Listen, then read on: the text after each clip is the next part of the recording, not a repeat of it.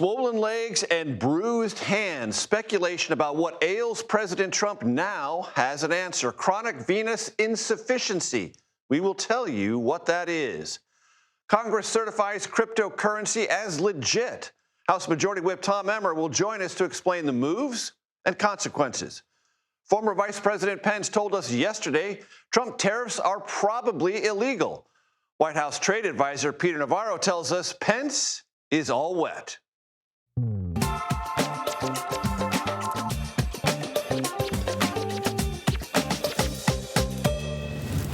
Hello, everyone. I'm Major Garrett in Washington. Welcome to the Takeout. President Trump is 79 years old. That is not news. But an explanation today about swollen legs and bruises on his hands, bruises concealed at times behind makeup, that most definitely is news.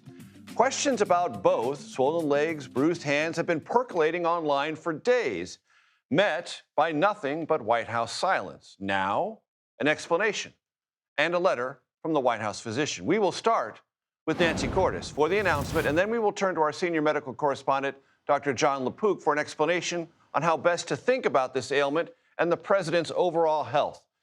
Nancy, what did we learn, and was this an example of the internet asking questions and the internet getting answers? It does appear to be, Major, because there were a lot of pictures that had surfaced online and questions on social media after people noticed that the president's ankles, his lower legs, when he sat down, appeared to be swollen. They were asking questions about that. They were asking questions about the bruising on his hand. And so today in the White House briefing, the White House press secretary, Caroline Leavitt, read a prepared statement to all of us and acknowledged that there had been questions about the president's legs. She said that he had been examined, that he had undergone vascular studies and ultrasounds, and that the White House doctor had determined that the president had a benign and common condition, particularly in individuals over 70 years old, that is known as chronic venous insufficiency. The good news, the doctor said, is that there was no evidence of deep vein thrombosis, which would be a more serious condition. They didn't go into much detail about what kind of treatment, if any, the president is going to be getting. And then as far as the president's hand is concerned, and Major, this is something we've been noticing since as far back as February. We have asked aides about it in the past. What the White House press secretary said about that is that the president shakes hands very frequently. He also takes aspirin. And that combination, she said, leads to frequent bruising. And so that, she said, is the cause of the discoloration that we've seen on his hand. And Nancy, from the White House perspective, is this as transparent as it intends to be about this particular set of questions? The White House certainly argues they're being transparent. They hadn't been asked a ton of questions about it publicly, but they came forward with it today. This is a president who hasn't always been that forthcoming when it comes to his health. In fact, you'll recall our Caitlin Huey-Burns back on the campaign trail asked then candidate Trump if he was going to release his medical records. He said he absolutely would. That never happened while he was running for re-election. He did, however, release the results of his latest physical this spring. The White House is aware that this is something they're going to get questions about, especially when this is a man at 79 years old who is slated to become the oldest U.S. president later in his term. Nancy Cordes, Northland of the White House, thanks so very much. CBS News Chief Medical Correspondent John LaPook joins me now. Dr. John LaPook, tell us what this is, how you read the letter from the White House physician, and what our takeaways should be. Well, you know, blood is pumped out of the heart through arteries. It goes to the brain, it goes to the rest of the body. But how does it get back from the ankles, for example, up to the heart through veins? Well, it turns out that when the muscles of your legs contract, they pump the blood up against gravity. And what stops it from falling back down is a series of one-way valves. As you get older, those valves become weakened, the blood falls back down, and then you can get varicose veins, you can get swelling of the legs. What was interesting is that they gave a bunch of information here because they ordered so many tests because they were concerned, I think, about, well, what are their other causes of swelling of the legs. Perhaps that included heart disease. It could be clots in the veins. It could be kidney dysfunction. So they gave a bunch of sort of, no, everything was normal. It was all looked at. They didn't give as many specifics in terms of the numbers as I would have wanted, but they said they did an echocardiogram and that was normal. They tested the kidney function. So I think, this condition, chronic venous insufficiency, is very common. It happens in people who are older, and millions of people have it over time. But there are some more rare causes that they didn't talk about, but they did say the president is in excellent health. And that was, in fact, good news.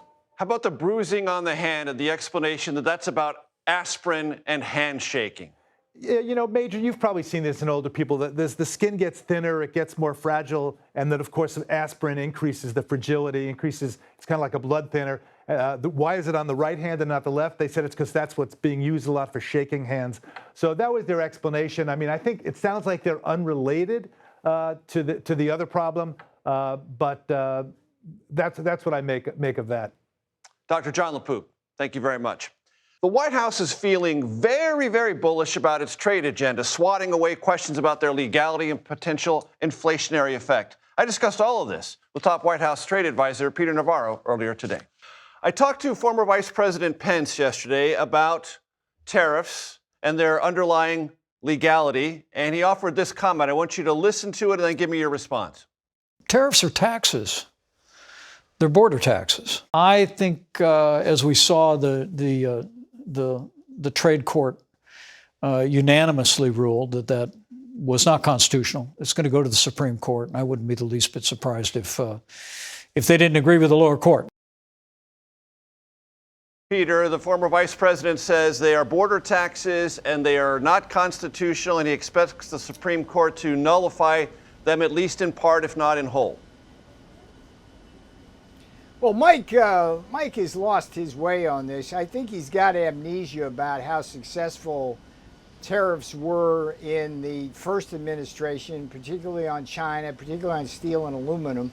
I think Mike Pence forgets also that tariffs weren't a tax at all on the American people. We saw zero inflation because of them. And the reality is, with the Trump tariffs, much or all of the tariff impact is shifted to the producers in countries which are desperate to sell to us, so they bear the burden. What Mike Pence needs to understand is tariffs are actually tax cuts. In this sense, we had $100 billion in just the first 6 months raised in terms of the tariffs. We are going to use that money to help pay for the big, beautiful tax bill, which is a tax cut in its essence. We're going to, over a 10-year period, have trillions of dollars from the tariffs, and that's going to be used for debt reduction and the tax cuts.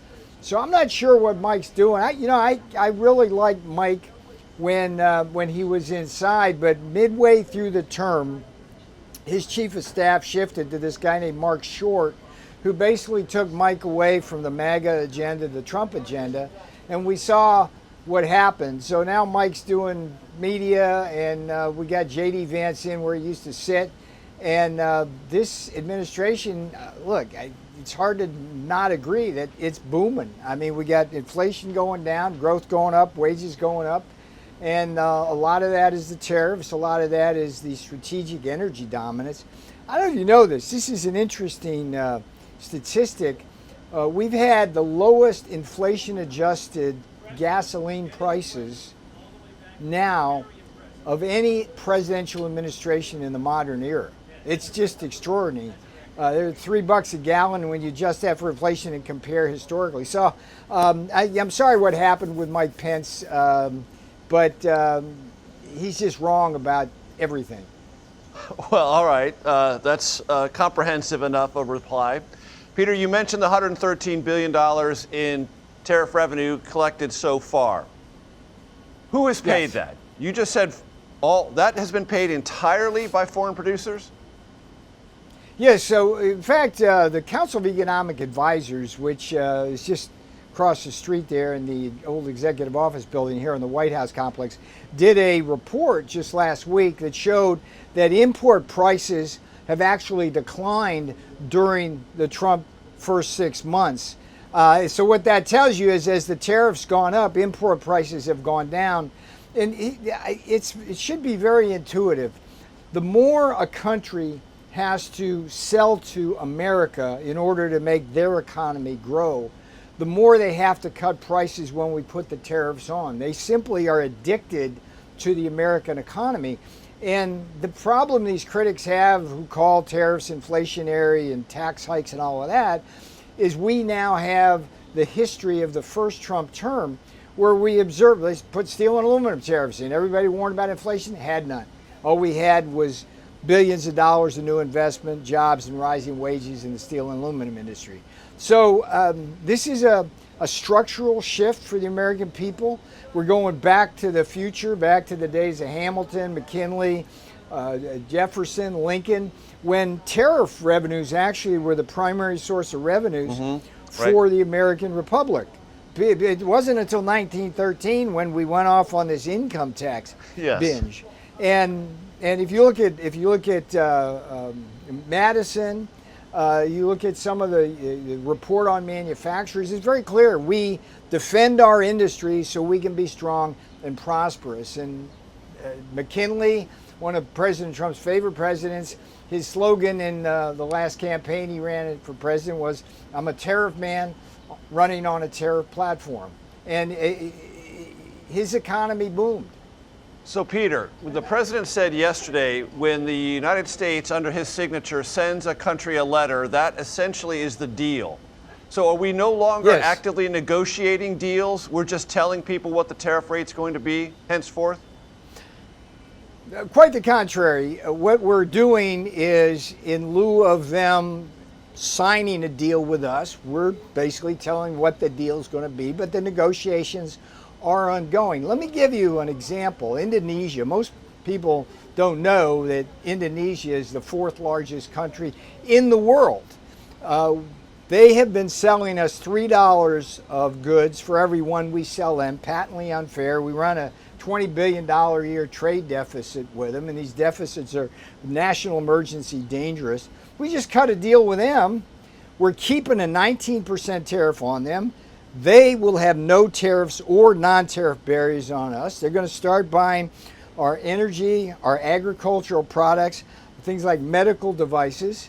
And that's the kind of deal that we can do that still includes tariffs. On the other hand, we've got Japan, South Korea, very reluctant to do what they need to do, which is to play fair with America. I mean, Japan sells us 100 cars for every one we sell them. Why is that? It's because they have these enormous non-tariff barriers. So bottom line is we've got basically tariffs in place either by letter or by deal on countries that account for nearly 100% of our entire trade deficit. We got to get that down because it's a national emergency. And we're in a very good place. But to your question, the negotiations are ongoing.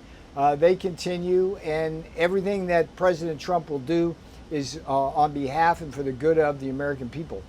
Last question, Peter, before I let you go. Sure. When these deals are done, will any be presented to Congress? Because historically, many have, and that gives the trading partners a sense of permanence about what everyone's agreed to.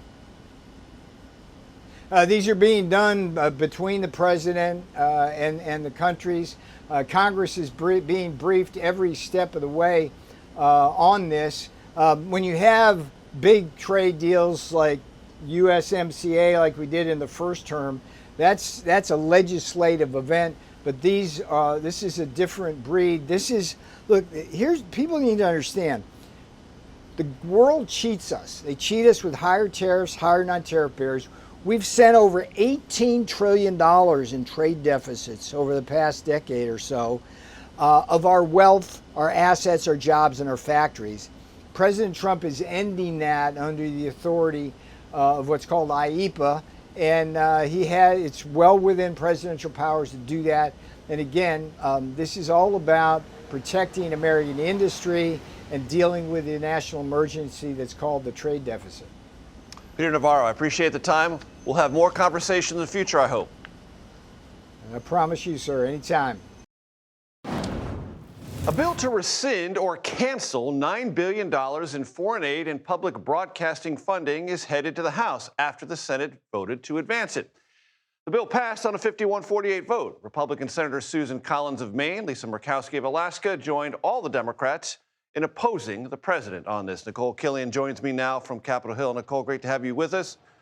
What's in this, and what specifically will this do, to the degree we can find out, to public broadcasting?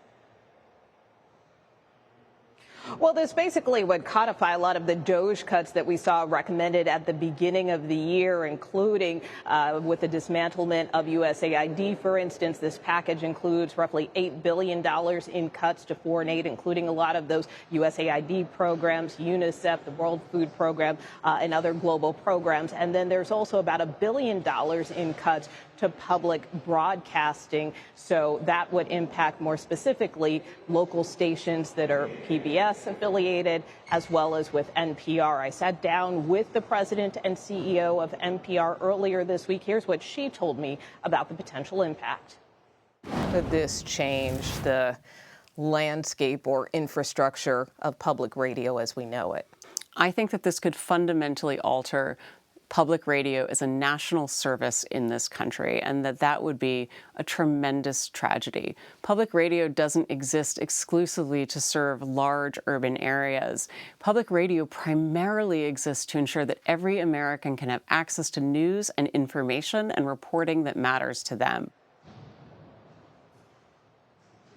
Now, she told me that most of NPR's national programming will largely remain intact, but it's really these smaller, more rural stations that she warned could really bear the brunt of these cuts, since many of them rely on this federal funding for a significant portion of their budget. In fact, I talked to one executive director of a station up in Pennsylvania that has a staff of 4 and mostly runs with volunteer support. They say this federal funding makes up about 15% of their budget. And so without that money, the executive director told me they may have to look to other sources to continue their programming. Nicole, as you well know, the White House leaned heavily on Senate Republicans to get this through. Will that same pressure apply to the House, which has to agree to the Senate modifications? Well, right now we're kind of in a bit of a holding pattern as we wait for the House to take up this package. You know, we have seen the House kind of stall out over the last several days just over basic procedural steps to clear some of these larger pieces of legislation. And so this rescissions package is no different. Now, we are expecting the Rules Committee is going to meet tonight so that this package can ultimately advance. But there has been some chatter that some Democrats may try to offer an amendment related to releasing the Epstein file. So that's kind of held up a vote on this rescissions package. Speaker Mike Johnson told reporters these are completely separate issues, and he wants to try to get this package passed by Friday. Otherwise, these clawbacks won't go into effect. An important deadline. Thanks for that reminder. Nicole Killian on Capitol Hill. Thank you.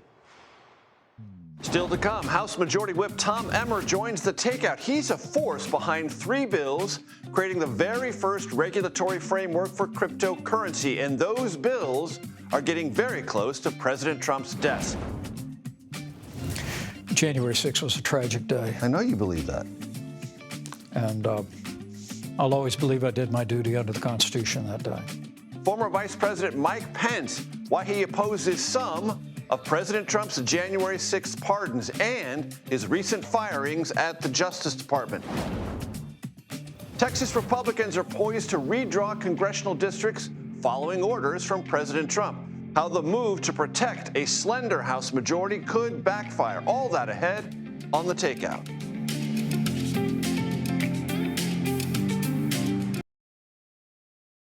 Super PACs supporting the cryptocurrency industry spent $135 million on congressional elections in 2024. They have $140 million in the bank ready to spend next year. Members of Congress know crypto's clout and this week took action. This afternoon, after a bit of drama and some procedural hurdles, the House passed 3 bills addressing cryptocurrency, including the so-called Genius Act, which now goes to President Trump for his signature. Minnesota Republican Congressman and, importantly, House Majority Whip Tom Emmer was one of the earliest in Congress to advance the cause of cryptocurrency, and he joins me now.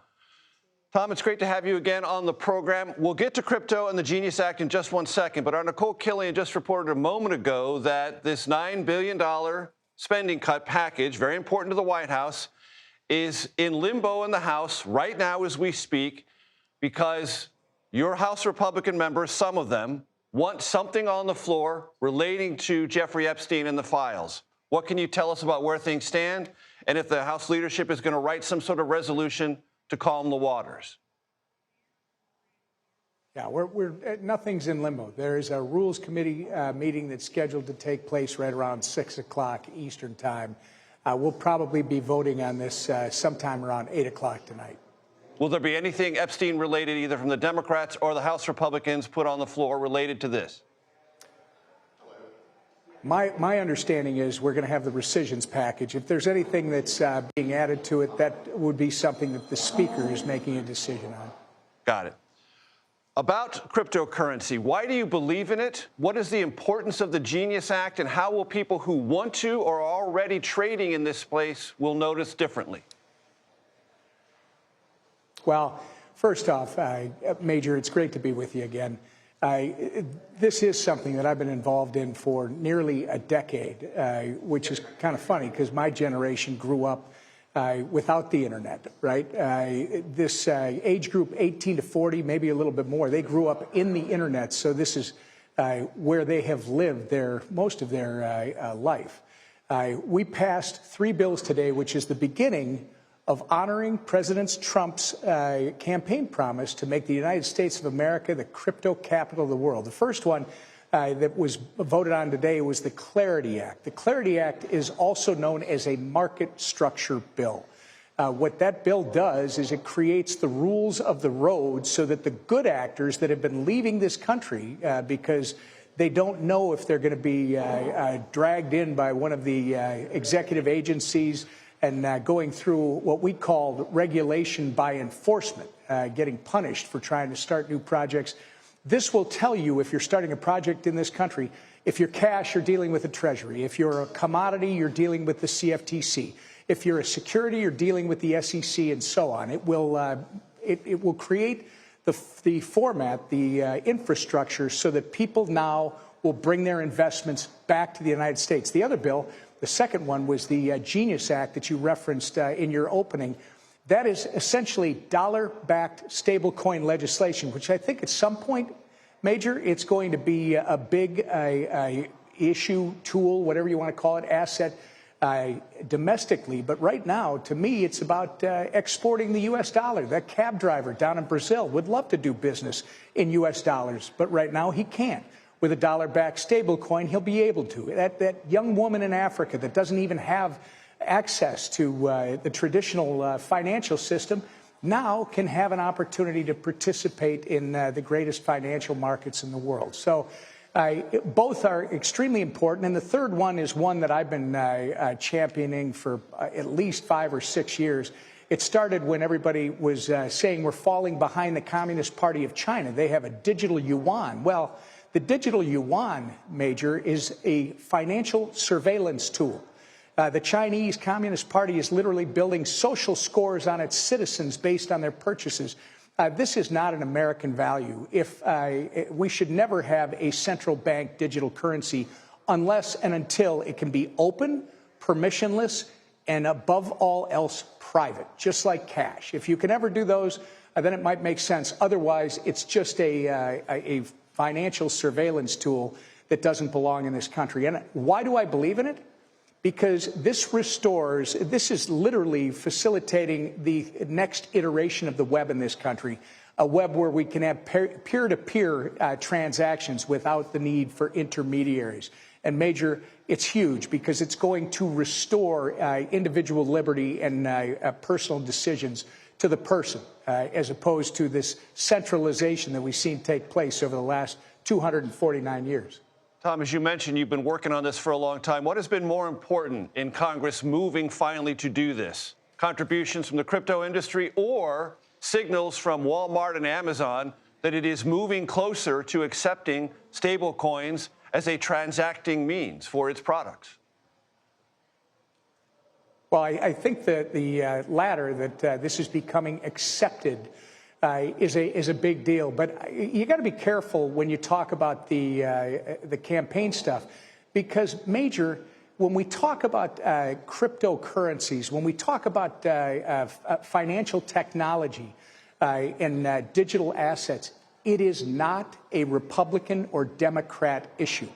It is an American issue. And yes, the industry did play in the elections back in 2024, in the fall last year.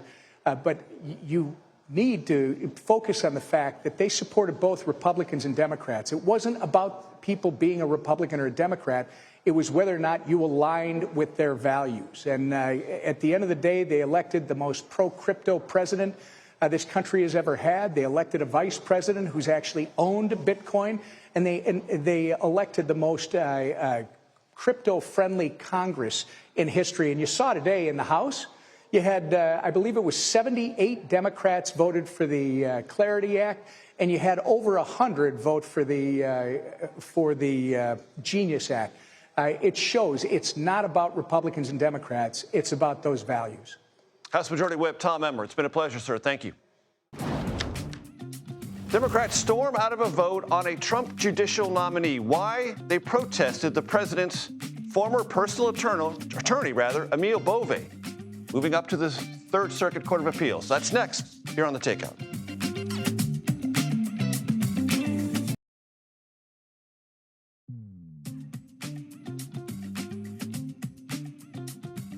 Welcome back. Thanks for hanging out with us. Here is a look at what else we and now you are watching this evening.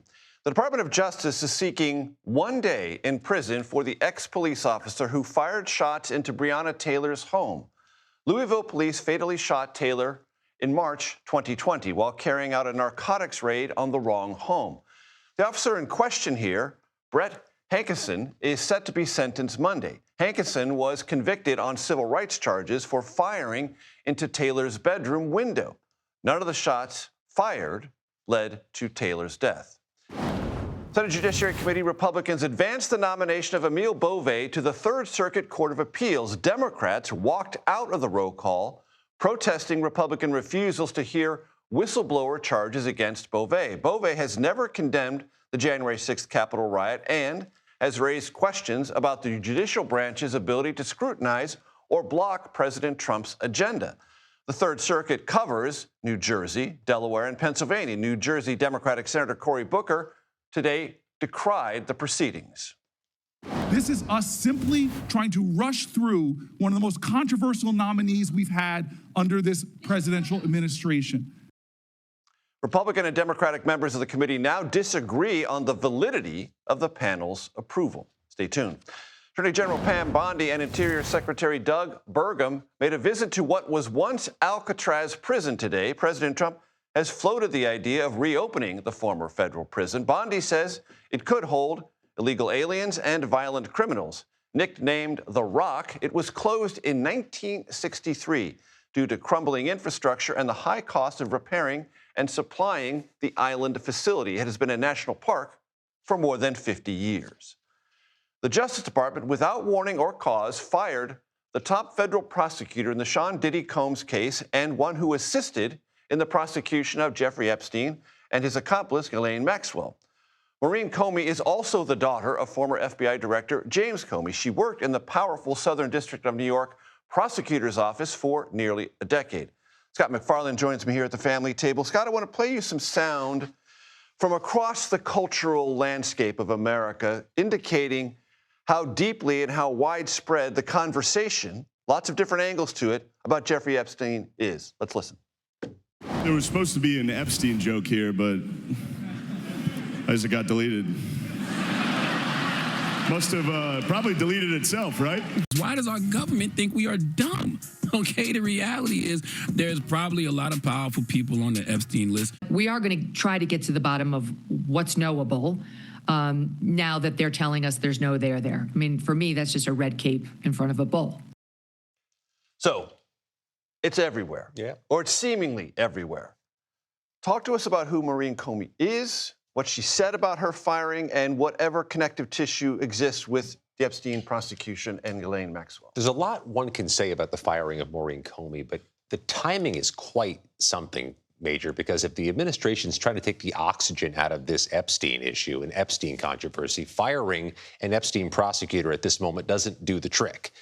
She was part of the prosecution team against Jeffrey Epstein and Ms. Maxwell, but also was on the Sean Diddy Combs case. Obviously, her last name stands out. She is a Comey. She is the daughter of James Comey, who was fired famously by the president in 2017 and with whom the president has quite a relationship right now. Maureen Comey sent a note to colleagues, former colleagues today, obtained by CBS News, and she has all kinds of warnings papered into this statement, including that she's concerned about what is seeping into the Department of Justice right now if a career civil servant can be prosecuted unilaterally without cause. I'll read from this. Control room, bring this up if we can. But we have entered a new phase, she writes, where without fear may be the challenge. If a career prosecutor can be fired without reason, fear may seep into the decisions of those who remain. Because she's not the first firing in the past few weeks. There have been a number of January 6 prosecutors fired. They believe just because they touched the January 6 cases, the Department of Justice won't comment. The pardon attorney's been fired. A top ethics official, the top ethics official, has been fired.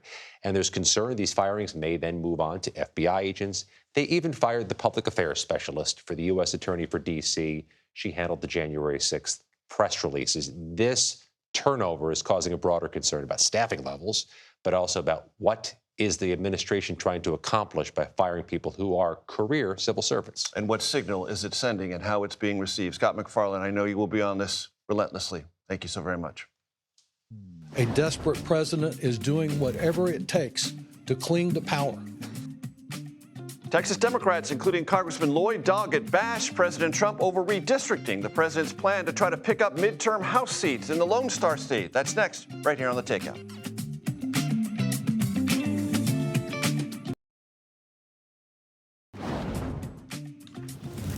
President Trump, ever mindful of the very tight House majority Republicans wield, this week basically ordered Texas Republicans to redraw congressional district lines to add GOP seats to the next Congress. Here's his exchange on that with our Ed O'Keefe. Are you calling then for a complete redrawing of the congressional map ahead of next year? Just a very simple redrawing. We pick up 5 seats. But we have a couple of other states where we'll pick up seats also. The Republican-controlled Texas legislature is expected to consider this and some other less overtly political matters when it meets in special session starting Monday. I spoke with CBS News election law expert David Becker about this earlier today. President Trump was very blunt with our Ed O'Keefe this week about his desire for up to 5 seats out of Texas redrawing congressional district lines. How should we think about that? Well, first of all, redistricting in the middle of a decade is not completely new. It's a fairly new development. It happened first in the beginning of this century.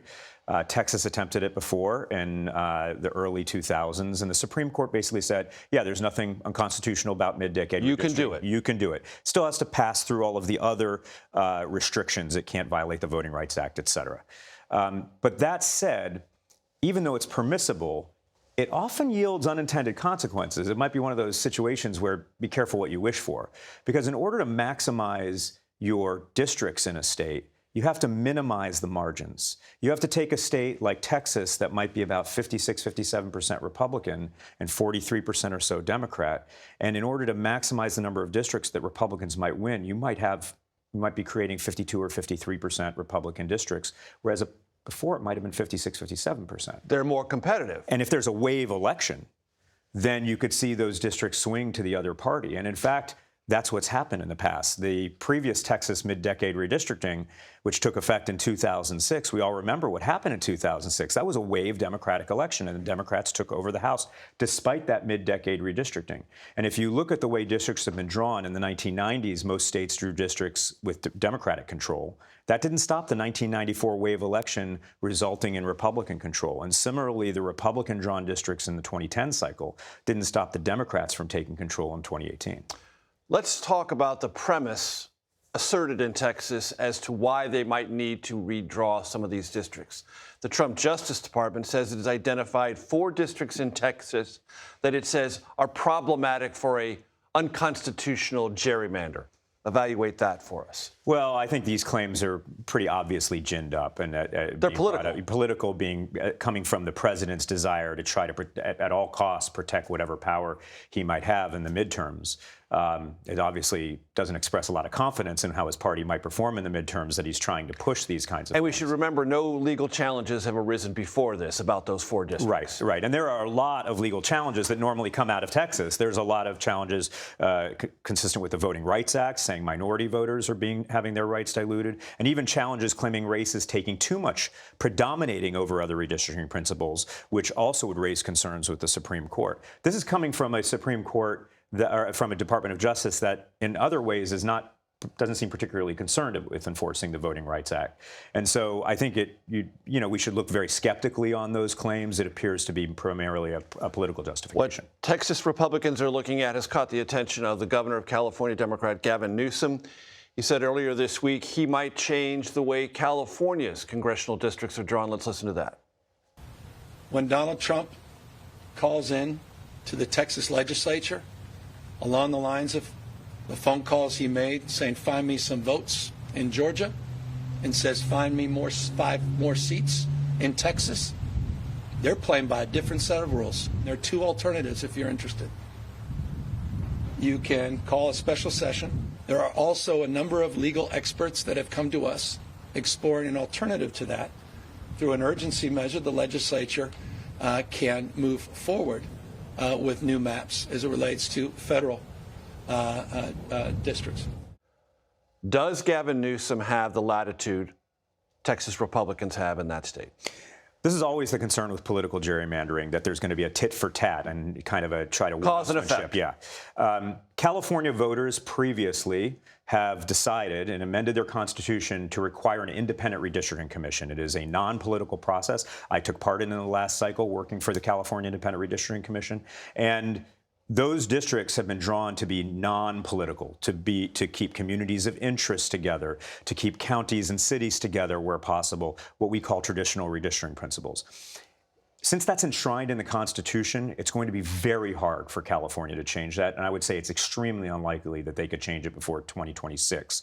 Now, could they change it in advance of 2028 if the voters change their mind? That's a possibility, but for 2026, I'd say it's very unlikely. And that California map has been viewed as what, legally?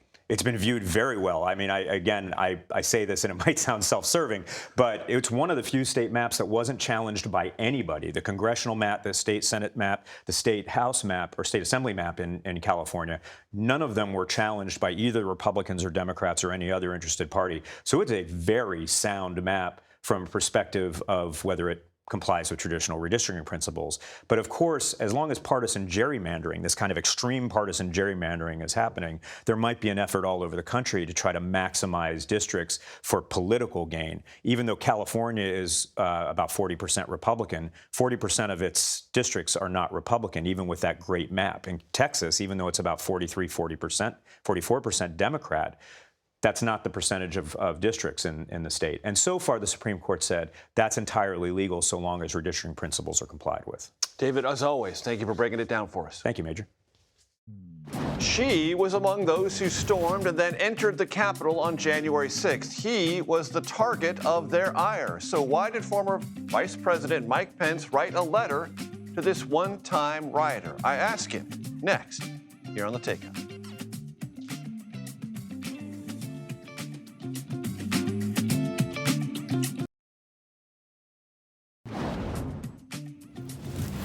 Welcome back. Last month, I spoke with a woman who once nicknamed herself the MAGA Granny, but now she refers to the MAGA movement as a, quote, cult, and even refused a pardon from President Trump for her role in the January 6th riots. Her decision compelled former Vice President Mike Pence to write her a letter. I started crying because it's been so hard to forgive myself for ever being there that day on January 6th. It's hard to forgive yourself. But it was like, I looked at it and I said, I think I can move on and I'm going the right direction. A part of me felt like it's okay to forgive myself now. Spoke with former Vice President Pence about that letter yesterday and about how the Trump administration has responded to the prosecution of Hemphill and others who were at the riots. This president, President Trump, pardoned everyone, even those who committed acts of violence against law enforcement that day, and has since fired anyone who was in the Justice Department who was associated, even line prosecutors, who didn't have discretion over whether they were involved in the prosecution of those January 6 cases, and even people in the press shop who just wrote press releases about what the Justice Department was doing. Does that strike you as straight up retaliation over that? January 6th was a tragic day. I know you believe that. And I'll always believe I did my duty under the Constitution that day. And I'll believe that the law enforcement officers at the Capitol who secured the Capitol did their duty after hours of rioting did their duty. And members of the Justice Department who prosecuted people that engaged in criminal behavior at the Capitol also did their duty. And I have been disappointed to see reports that there's been retribution and firings of people that were simply doing their job, enforcing the law and holding people to account. And as I've said, look, I know there were lots of people, Pam may have been one of them, that was caught up in that riot. In the fervor of it at all. Swept into the building, but did not engage in violence against law enforcement officers or engage in vandalism. And I had no problem with the president pardoning those Americans. But people that assaulted police officers, that vandalized the United States Capitol to a lesser extent, I think needed to be held to the strictest account of the law. And I think the president was wrong to pardon those individuals. I think, look, there can be no tolerance for political violence inspired by any viewpoint, left, right, or center in this country. And I thought what the president's decision really undermined that principle. Last week on this program, former Deputy Director of the Secret Service, A.T. Smith, said the environment around political violence in this country has never been worse, based on his experience. Well, I mean, I was troubled by what we saw in Los Angeles, police officers being attacked in the streets, fireworks being fired, Minnesota the same. I just, look, the commitment to the rule of law is a bulwark of our society. It's one of the reasons why I penned that letter to Pam, and I saw her interview on this program, and it touched my heart. I didn't write to her to put it in the newspapers. I wrote to her because I wanted to encourage her in her faith and in her integrity, because it seemed to me that she was that one person who had gained some notoriety. I remember the press right after January 6th, and prosecution of the so-called MAGA granny was very sympathetic, and but for her simply to accept responsibility for what she did and refuse that pardon, I thought it didn't just inspire me. I expect it inspired people all over the country, and I really do believe that in time we will get back to that kind of integrity and faith in America, and she'll be remembered as having helped inspire it.